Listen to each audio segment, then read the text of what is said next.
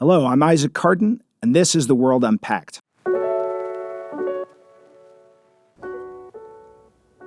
It is a real pleasure to have on the podcast today Dr. Meg Rithmire, who is the James E. Robison Professor at the Harvard Business School and a renowned scholar of China and political economy and comparative politics in Asia that we're really just fortunate to have on the podcast today. And the proximate reason for having her today is a new volume that we've just released from Carnegie, to which she's contributed an excellent chapter. The volume is called The Life of the Party, Past and Present Constraints on the Future of the Chinese Communist Party. And Meg's chapter is all about the Chinese Communist Party and its relationship to capitalism. And she's been working in this space for a very long time, and we're going to draw on that essay as well as a couple of her other essays. And we can link the book, or rather the volume, which includes Meg's essay, as well as a bunch of her other work in the show notes. But now that we have you here, Meg, thank you so much for joining us. Thanks for having me, and congratulations on a really great volume, actually. Thanks. Well, thank you. We're glad to get it out there, and we hope that it's going to help inform a discussion on the CCP in Washington, which is not always terrifically illuminating. And I think that your essay in particular is something that really needs to be considered by folks trying to understand some of the economic policy levers, and in particular, the nature of the firms in China, private as well as state-owned, and their relationship to the party state. So we'll just jump right in, and I will note that you've argued that we should understand China's political economy as, quote-unquote, party-state capitalism. Or I should say party-state capitalism, a contrast. Emphasis on the party. Exactly, as opposed to maybe the more familiar idea of state capitalism that has its own historical antecedents. So for those listeners who are familiar with that term, what is this distinction that you're offering, and what does it imply about how political and economic power actually function in China? Great. Well, I should mention that particular term, party-state capitalism, comes from joint work with Margaret Pearson from the University of Maryland and Kelly Tai from Northeastern University. And so it's not exclusively my IP, just to give credit where credit is due. But what we noticed several years ago is a really profound shift in the way in which China's government, so the CCP, the party-state itself, intervenes in the Chinese economy. And so for such a long period of time, we've known that, China has an authoritarian political system and a Leninist party. But it seems, the remarkable economic growth has been driven by markets, driven by private capital, both capital coming from abroad, foreign direct investment into China, and China's entry into globalized sectors. So for such a long period of time, that's existed alongside, much of what you've worked on, which is China's state-owned enterprises, SOEs. So these large, mostly centrally owned behemoth companies that occupy the commanding heights in what people typically think of as strategic sectors. So, from your own work, shipping, shipbuilding, port management, telecom, finance, all kinds of those kinds of strategic sectors. And so people were very comfortable in saying, China's not entirely capitalist, maybe it's state capitalist. And a lot of countries are described as state capitalist. And so India sometimes described that way, Brazil because they're state-owned enterprises, even Norway, because Norway has this gigantic sovereign wealth fund that it uses to kind of shape the way that Norway interacts with global markets, and it has stat oil. Mm-hmm. But those three countries are all democracies, right? And so we think of state capitalism as not entirely political in terms of how power is shared.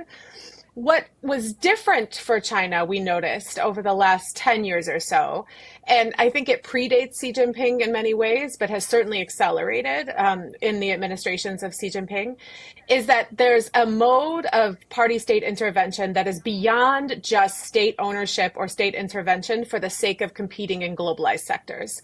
And it's really about broad concepts of regime security. So in China, when they talk about national security, comprehensive national security, it's really about regime security as well as China's security vis-a-vis external actors. factors. And so in that sense, the logic of state intervention wasn't just about globalized competition, but also about making sure that companies within China are doing things that align with the goals and the security goals of the party state itself. And so that party at the beginning of state capitalism is to signify it's something different from what other countries are doing and a unique form of political economy that's based on this unique Chinese political logic. Excellent. And just to sort of delve more deeply into what that means in practice, one of the implications of the way that you've thought and written about this in this compendium that we just put out, as well as in your other work, is, I think, to reimagine the periodization of China's political and economic history, where I think the conventional understanding has been China from 1949 until, say, 1979 was this statist, central planning oriented, both socialist in name and in practice type of system, and then moved into this reform and opening era in which markets are sort of the hero or the protagonist of that plot. And then, as you mentioned, something starting to change over the last decade plus, in which I think the term that you hear a lot is this idea of the state striking back. And I think the story you're telling gives us a different sense of what that periodization ought to be, and there's a little bit more continuity in it, if I'm not mistaken. Yes. So I wonder if you can help us understand that a little bit more. Sure. That's great. A lot of what I've been trying to do with some of my work, including with this essay in your volume, is thinking about crossing what many of us call the 1978 divide, right? So, there was, of course, it's hard. I don't want to emphasize the degree of change in the reform period, or the reform era, I should say. It is profoundly different from the period of Maoist state socialism, as you describe, where private enterprises were essentially outlawed. They did exist, actually, but they were outlawed. And most of consumption and production was organized, as you indicated, by central planning. What's interesting about crossing that divide and taking a longer view of the party's relationship with entrepreneurs and with markets more generally is you can ask yourself, what have they ever wanted from private capitalists? What has been this relationship over time? And most importantly, it's not as if China in 1978 was suddenly filled with new people with no sense of their history or past experiences, right? It's the same group of people who experienced the Great Leap Forward, the Cultural Revolution, that then chose to dive headlong into entrepreneurship and business in what most scholars of any disciplinary training would say is a pretty bad formal environment for doing business, weak property rights, weak contract enforcement. It was that the orientation of the party itself changed to be primarily about economic growth, and thought that they needed capitalists and markets in order to do that. And so part of what I do in this essay and in other work is go back to an earlier period, the 1950s, when the CCP first came to power. And they came to power on the heels of this rural revolution that was equal parts nationalist and kind of communist revolutionary. And sure, they seem to have a remit to destroy the landlord class and nationalize all businesses, but the latter they do not do immediately, partly because they realize that recovering economically from the damage of the Civil War and World War II is paramount importance, actually, to rebuilding the regime. And so during that period in the 50s, they accommodate a wide variety of capitalists, especially, well, obviously only those who didn't flee to Hong Kong, and further afield. But there's this group of what they called red capitalists in Shanghai. And, these people existed in Tianjin and Chongqing, all these industrial bases of China. They were the only ones who knew how to do accounting for corporate firms, who knew how to organize supply chains, who knew how to, think about the choices that business would make no matter who owns them. And so that period was really one of accommodation, right? Where as long as factory owners were not, part of the KMT, they were not openly opposing the CCP. And for many of them, they kind of fell all over themselves to say, oh, I'm with you. I'm trying to do what you want to do. And, it becomes harder and harder for these people over the course of the 1950s, such that they eventually end up selling their assets to the state or being nationalized in a kind of, I'm going to say, a way in which they accept weaker terms of those deals because it becomes politically impossible. But then these are the same group of people that then several years later are stoned in the streets during the Cultural Revolution. And so that's the stage of reprisal. And so this longer view allows us to understand the practicality with which the CCP has always viewed private capitalists. They need them. And yet my argument would be that they don't trust them, and that distrust goes both ways. And it means a lot, actually, for how politics unfold. Right. And that fundamental tension in the relationship, or even contradiction, is not something that has fundamentally changed, I suppose. No. And I guess one of the ways that you've gotten into this that I'd like to explore a little bit more, you write that market discipline also requires a tolerance for some instability. For example, bankruptcies, price movements, and that eliminates some political discretion. What is it about eliminating political discretion, accepting instability, that is anathema to leadership of the Chinese Communist Party, and what are the ways that they have dealt with that?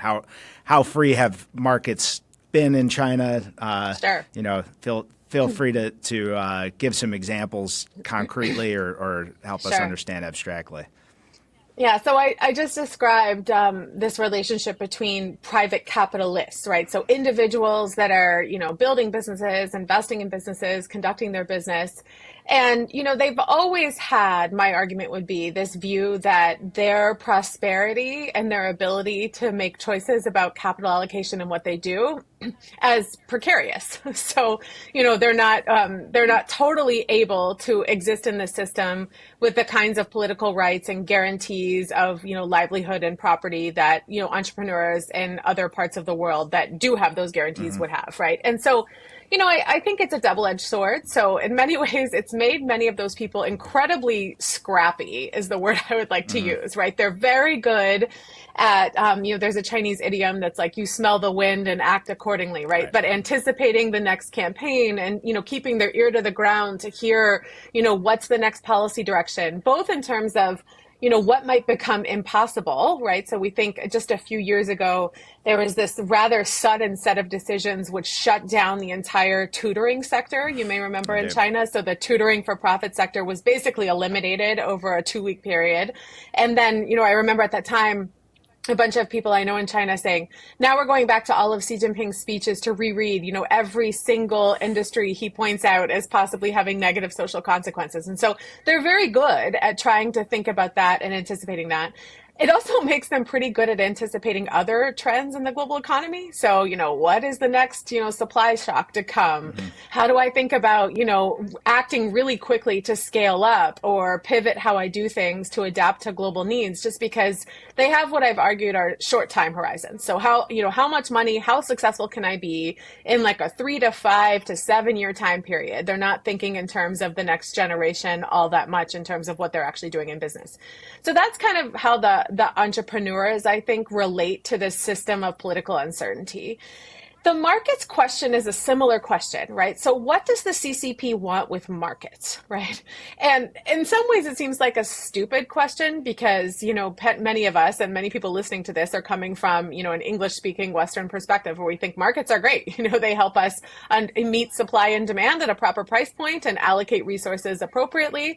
And so, we think that markets are inherently good, but they're also really unstable, as anyone who's lived in the last, 15 years of global capitalism can tell you, right? They're unstable because of political choices, but also because, markets can be punishing, right? They generate bubbles, they generate winners and losers, all of those kinds of things. And so what does the CCP want with markets? And here, I'm going to be a little bit academic in a way that I hope isn't too punishing for readers, right? But there are lots of different kinds of markets, right? We frequently talk about capital markets, how capital is allocated either through stock markets or through bank lending. We think about land markets, who's buying and selling land, labor markets, right? How do people move about and find employment and get remunerated for that?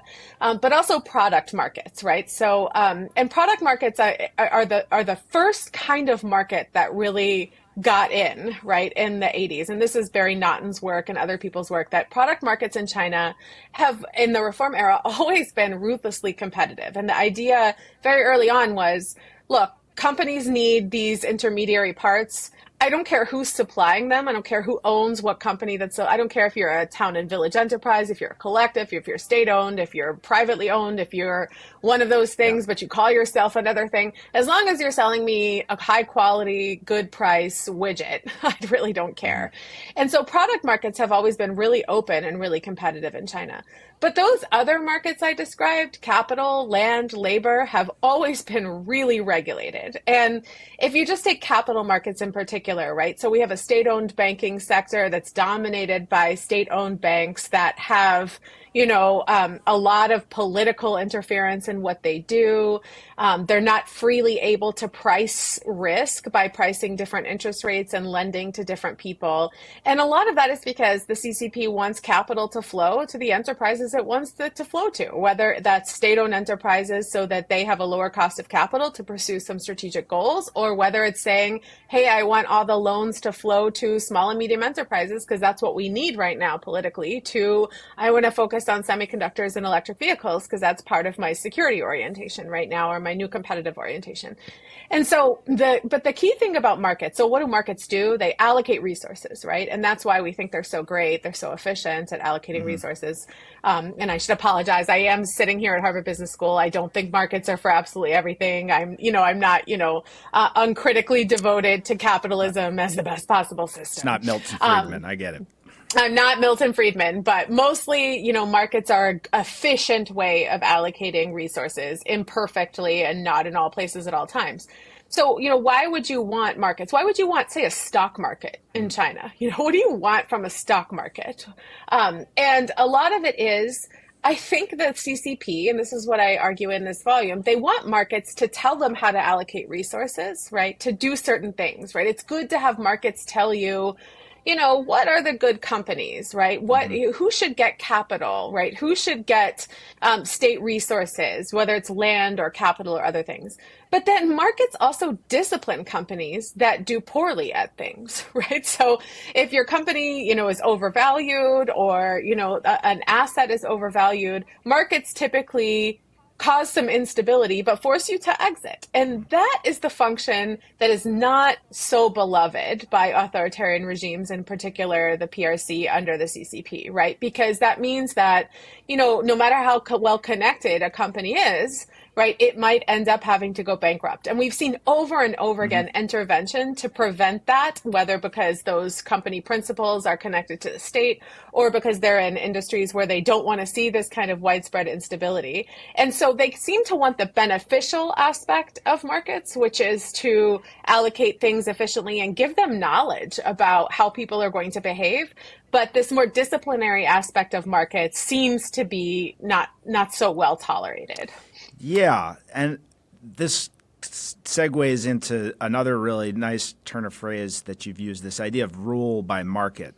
And you're describing a very instrumental way of thinking about how to use markets in a governance capacity. And it's this couple questions on this, and feel free to take them as you will. I guess the first thing to say is, how do we differentiate this idea of a rule by market versus just, markets disciplining economic actors? And then I'm really curious, having spent a lot of time thinking about law in China, you often hear what I take to be sort of the inspiration or the parallel here, this idea of rule by law. Right. And I guess I'm curious, you're talking a lot about, the environment in which these entrepreneurs and private firms are operating. And it's certainly not a rule of law system. And you mentioned things like there were no property rights for a very long period of time. There's nobody owned land. You have a court system that is vertically integrated into the party state. There are all sorts of things that and not impartial, a non-impartial judiciary. All these things that we think of as kind of all these good things that go together to create functioning markets. What does it mean to have a rule by market system in that context? Sure. Yeah, so you're exactly right. I was inspired by legal scholarship on China, which the phrase there is rule by law. And so it's interesting because China has the edifice of a lot of the things you're describing. There are lawyers, there are company charters, there are contracts, there are courts, right? There are court decisions. Some of them are transparent. There's all of this stuff going on. And then when you think about the corporate governance system, it's the same. There are stock markets, there is bank lending, there are debt markets and bond markets. There's, boards and boards of directors. There's, quarterly and annual reporting, right? That all of these things exist.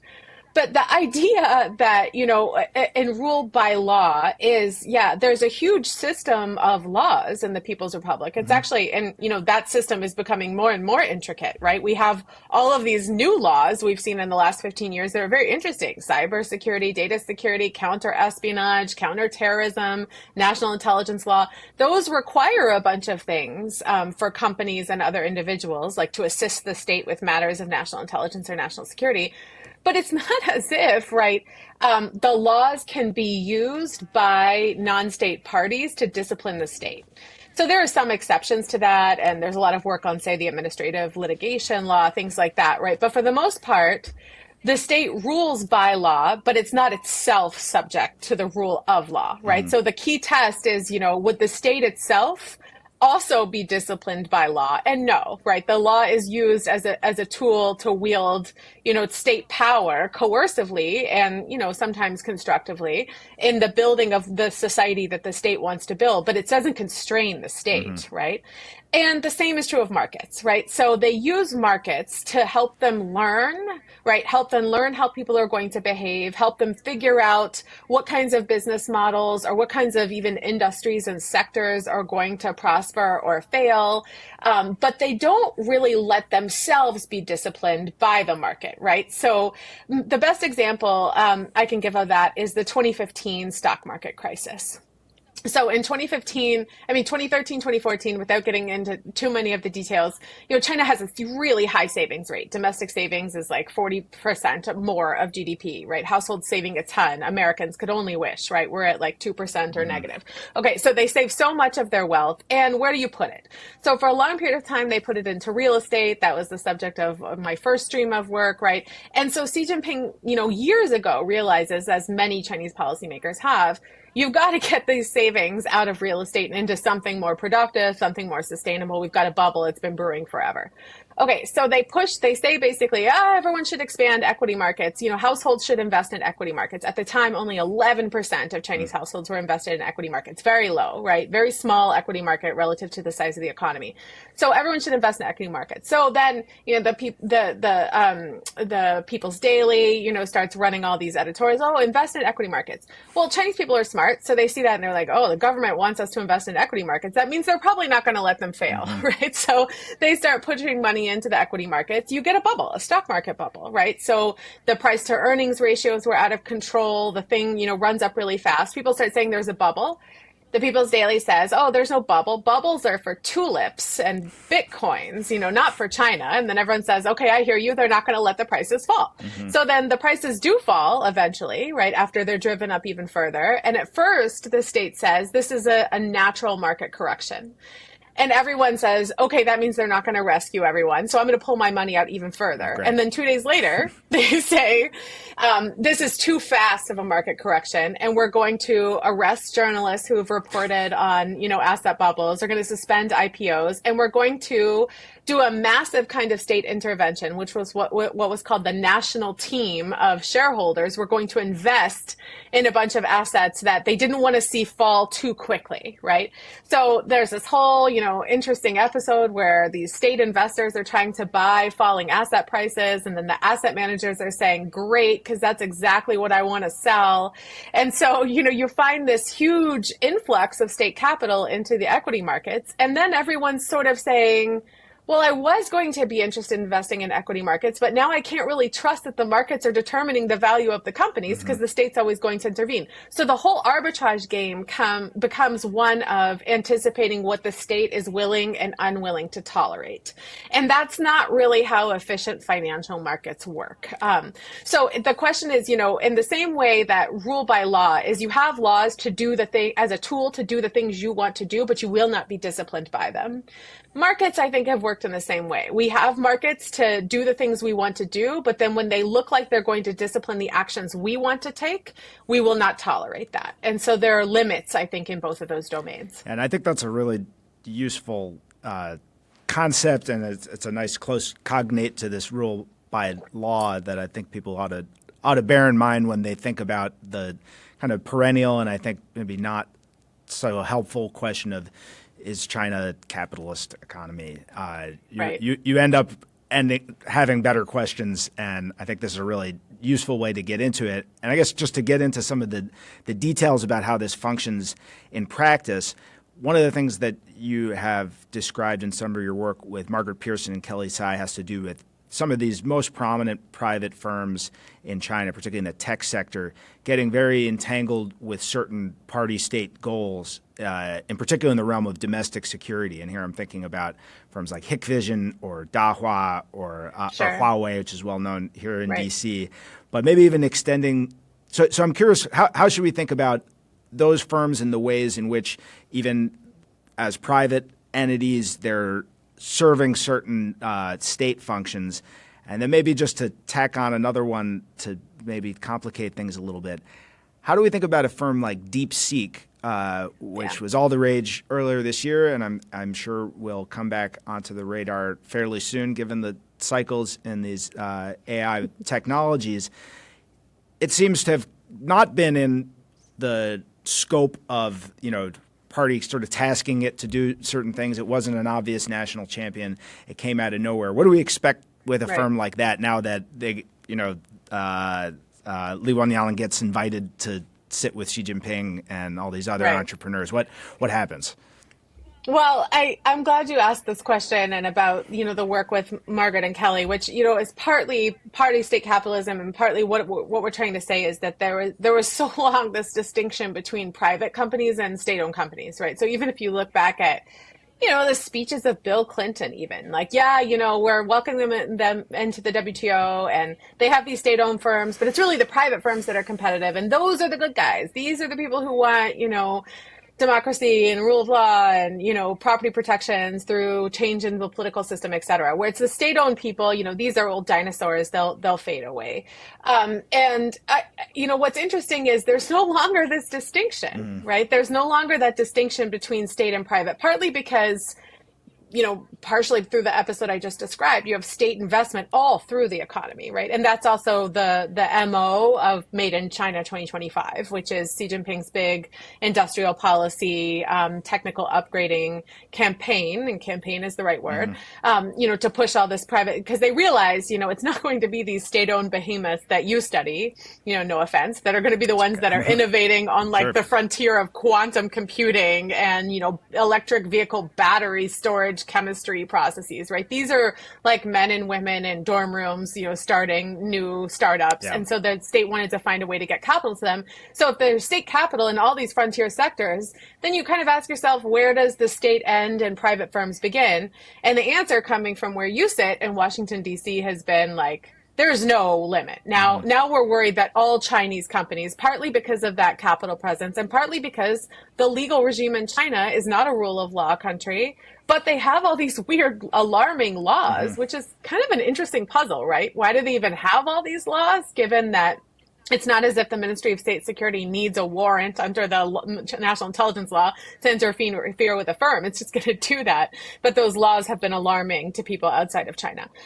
So, then you think about, okay, what are the roles of these firms? It's not only that, you describe the special shares. So the CCP basically saying with media companies, look, we're going to need to sit on the board and make sure that we're there. We're going to need to make sure that we have some sort of content, authority over what you're able to do. And then that's alarming to people outside of China who say, hey, ByteDance is like a private company, but it's got a special share for the CCP. Does that mean it's going to push propaganda, right? And some of those concerns we've seen play out in real time. The other thing that my work is about, though, and this is what I'd really like to emphasize, is how de-aligned capitalists can be with the interests of the CCP. And actually, that is a huge reason why you see the greater encroachment of the CCP in private enterprises, not because private enterprises are easy, willing foot soldiers in, the state's pursuit of security domestically and globally, but sometimes because they're not, right? Yeah. They're not. And they generate instability. They do all kinds of things that can be bad for China, bad for China's global image, bad for domestic financial stability. And so, the PRC, or the CCP, wants to sit in the boardroom, not just because every company is doing the bidding of the regime, but because they might not be. And what they really want is oversight there. So I want people to understand that there's a huge tension, right? And you mentioned, Huawei, you mentioned DeepSeek. There's times I think Huawei would like nothing more than to have no association with the CCP, right? It's, basically out there saying, hey, we're just a telecom infrastructure company. We just want to deploy these things and get contracts. We have nothing to do with the CCP. I think DeepSeek, might want to say the same thing. We're just an AI company. We want to go head to head with, ChatGPT and Claude and OpenAI and, all of these different companies. But then you have all these concerns. Well, DeepSeek is a Chinese company and the guy is appearing with Xi Jinping. I don't know if I want to give it my data and have it on my desktop computer, right, in my system. And so, this tension where Chinese companies want to benefit from some of the resources they're given in China, versus, want to be seen globally as not an instrument of state power. And I think, interestingly, it's increasingly true, I think, of American companies too, right? Like, hey, we're just a company, but are you? Or are you an instrument of state power? Or are you an instrument of Chinese power, even if you're an American company? So all that consternation is all mixed up. But I don't want people to get the view that just because we think that there's blurred boundaries between the state and the private sector, that every Chinese company is doing the bidding of the state. It's not, right? And, you mentioned DeepSeek, and there's just this thing where once you get above a certain size or above a certain level of strategic importance, it's going to be very difficult to escape the radar of authorities who are going to want you to do things in certain ways in China. And so I think that's what we're seeing now. And, DeepSeek has such an interesting kind of decentralized model. And will that be able, right, to persevere given the strategic importance, I think is a super interesting question. But I'm no AI scholar, so I'm not going to bore your listeners who are by saying things I don't know. Well, there's certainly a lot of self-identified AI scholars running around, but we're lucky at Carnegie actually to have a lot of people working on this very substantively. So I will bring it back for their consideration. So thank you for offering that helpful corrective on, I think, a kind of lazy way of thinking about private firms in the PRC and just saying, this is just CCP incorporated and they're carrying out their bidding. As in a lot of areas, there's sort of a dialectical tension there. They wouldn't be working so hard in the central party state to assert their control if they had total control and everybody was listening. And they're using these unwieldy instruments, as you're talking about, rule by market, rule by law. That doesn't necessarily get things going the way they want. So there's this constant dialectic or kind of back and forth between trying to exercise. You sound so Marxist, with your dialectic. We'll do some historical materialism lessons after this. But I wanted to get into the question of, so what does this actually do to the private sector in China? We hear this 60, 70, 80, 90 phrase, and these numbers may be a little out of date, but that refers to the idea that private firms contribute 60% of China's GDP, 70% of its innovation, 80% of urban employment, and 90% of new employment. So obviously these are like the super important, the powerhouse of the economy, and this is an important correction to the idea that it's an entirely state-owned system, of course, and most of the firms that people are familiar with are, in fact, these private firms. Just how corrosive are these efforts of the party to rule by market and to insert itself into private firms for their productivity, for their innovation.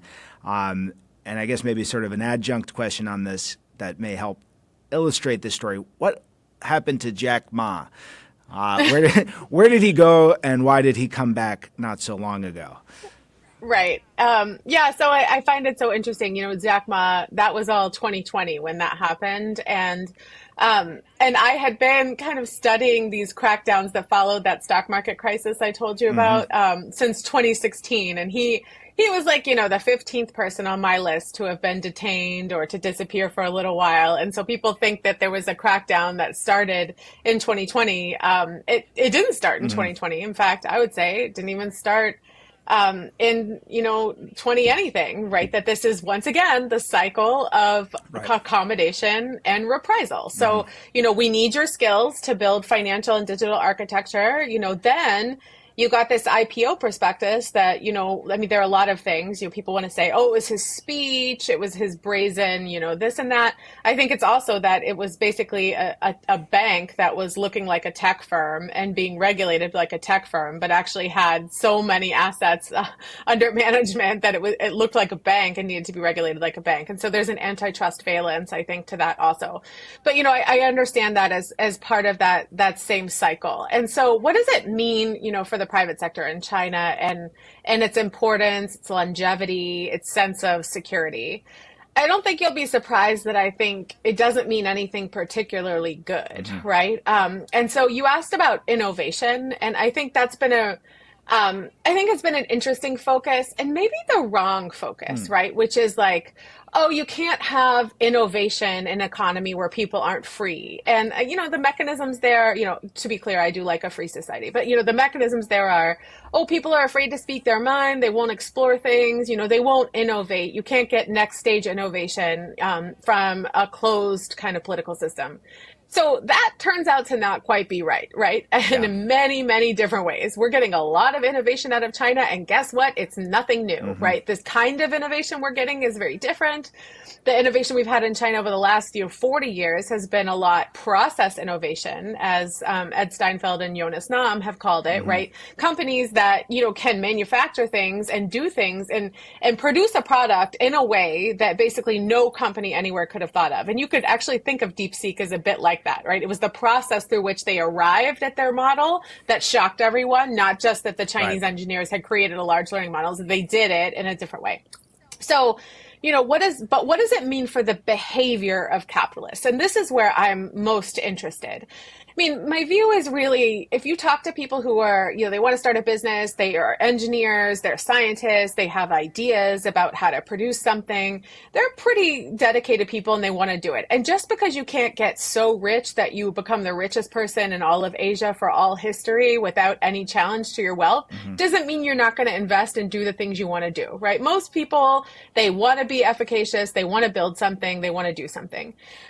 I'm more interested in like a lot of the small scale folks, right? So there's a lesser known campaign, lesser known than Mr. Jack Ma, right? Which was called Sweep Away the Black, right? So this kind of 扫黑除恶 is what it was called, right? And so it was a kind of an anti-organized crime campaign, but they were going after a lot of small scale business people for taking illegal loans as long as 20 years ago. Well, guess what? The only loan you could get 20 years ago was an illegal curb loan, right? And so these were the things that entrepreneurs were doing to try to get around China's bad formal institutions we've been talking about. But they, they had to do those things. And yeah, they were technically breaking the law, but it wasn't organized crime. And now people are saying, look, if they're taking people down for stuff they did 15, 20 years ago, like, why would I, set up a small business now? Why would I do these kinds of things? And so I think we're finding that fall in private investment, which follows that cycle of reprisal that we were talking about, that makes it really difficult. But the most interesting thing, I think, here is that the insecurity of capitalists leads them to behave actually kind of badly, right? So a lot of it is this arbitrage I was describing. Everyone's sort of focused not on market fundamentals. What's the price to earning ratio for this company? Does it have a good business model? But is it in a sector that the government's going to protect? Is it a guy that the government knows? Does it employ enough people that they're not going to let it fail? And so it's kind of a game of political arbitrage more than it is of market fundamentals. But then you have incentives for capitalists to behave in a very short-term fashion. Which means that they ride these waves in ways that are kind of bad for China, right?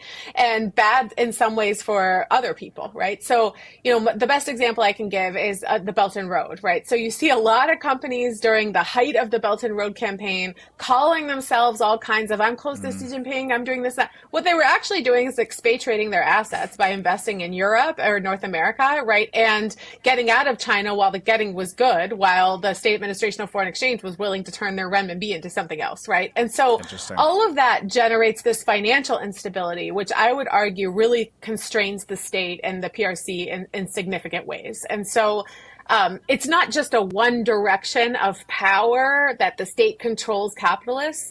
As a result of that, capitalists want to do things to get beyond the state's control. And as you say, that's sort of compromising for the overall goals of China. Yeah, and that's actually a narrow point I'd like to dive in on a little bit. This idea of Chinese entrepreneurs and other wealthy people figuring out ways to get capital out of the country. How should we understand that? There's certainly a lot of people, again, around D.C. who view that as ipso facto. This is a rotten system, and everybody wants to send their kids to Harvard, or they used to, and everybody wants to buy real estate in La Jolla, and they'll do anything that they can to get their assets out of China where they can be predated by this party state.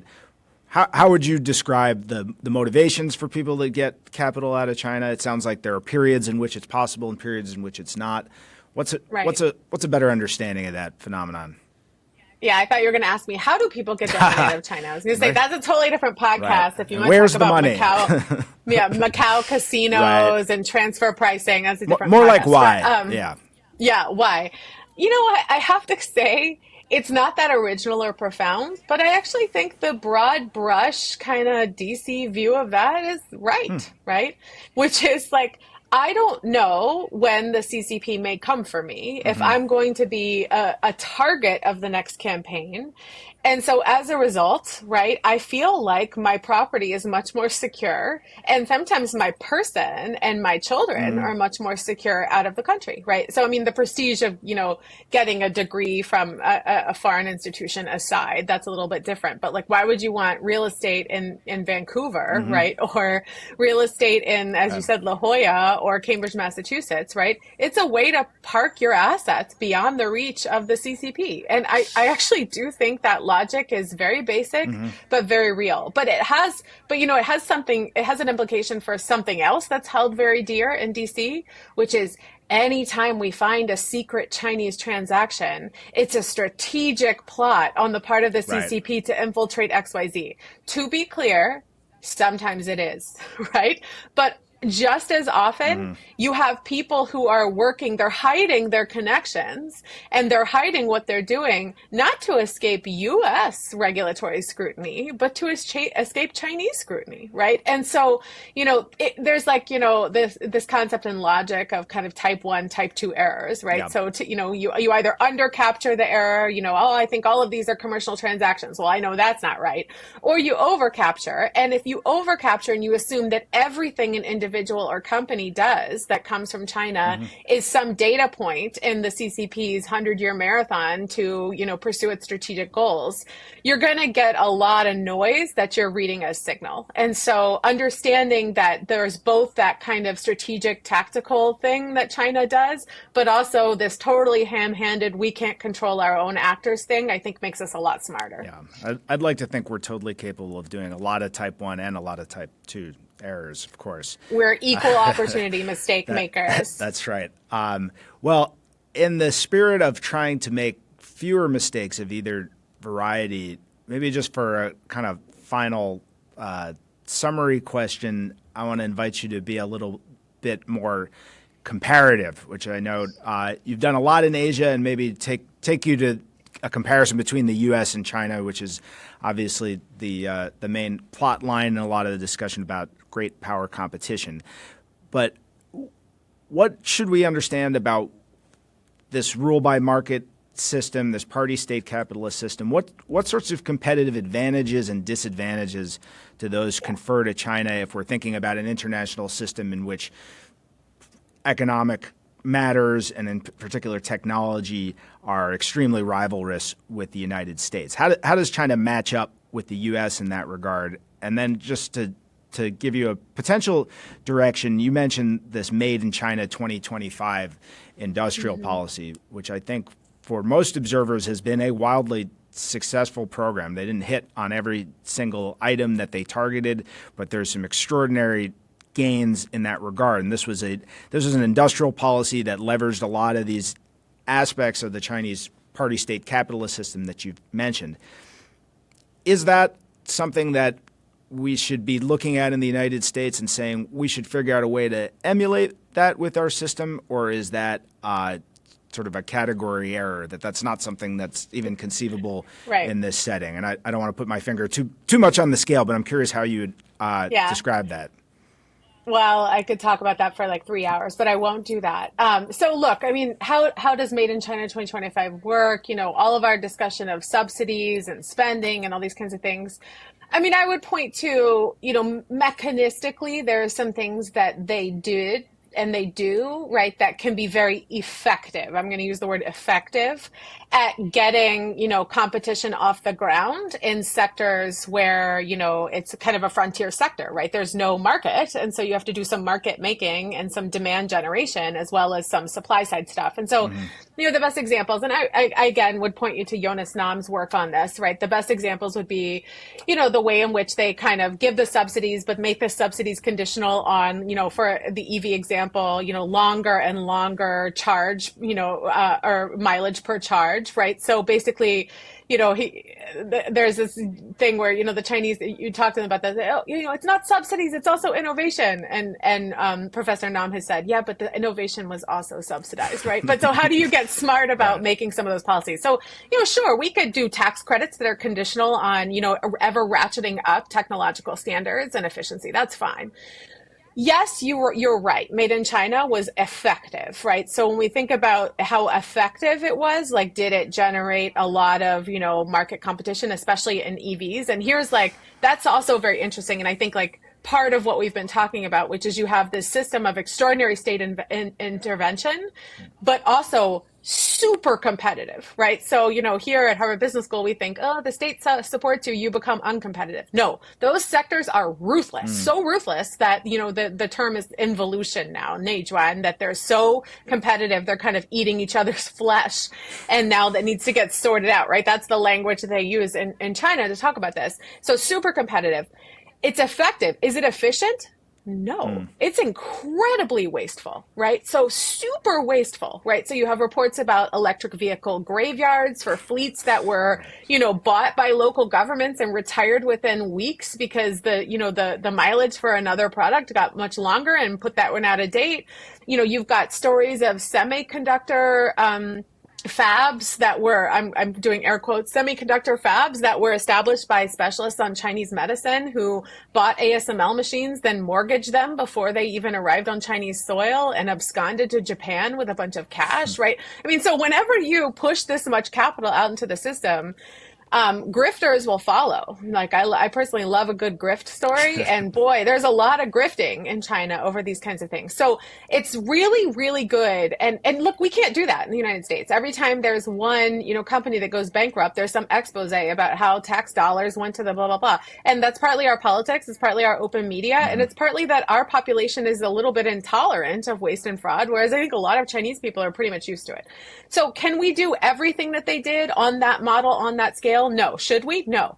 What are we better at historically than they have been? Allocating capital. Okay, because our financial system has worked pretty well. And you know, I'm going to get skewered at Harvard Business School. So the professor says financial system works really well. Like there's all, I don't mean executive compensation. I don't mean, you know, inequality. What I mean is it's usually efficient companies who end up getting capital in the United States, and inefficient companies are forced to exit.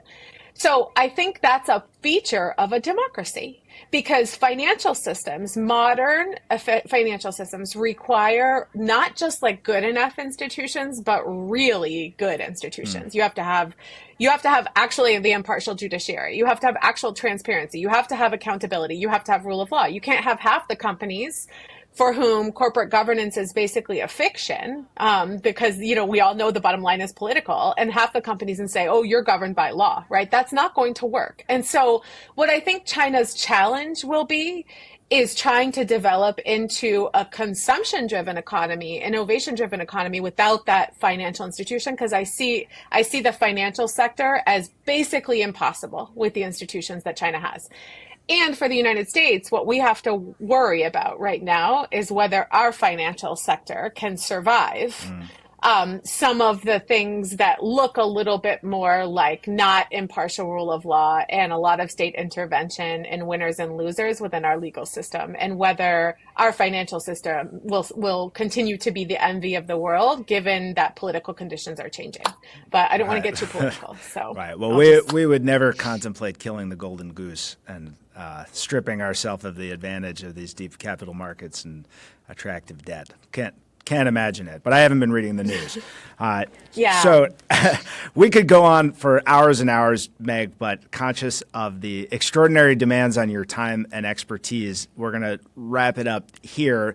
But I want to encourage everybody not just to read this recent Carnegie volume in which Meg's written a brilliant essay, but also all of her other wonderful work. And it's been really enjoyable and informative to hear some of these really nuanced and textured and empirical insights into how capitalism actually functions in China today. And we'll look forward to continuing this conversation sometime soon. Thanks so much, Meg. Thanks, Isaac. Great to be on, and thanks for the volume. It's great. All the essays are great. So thanks for having me. Thanks, Meg.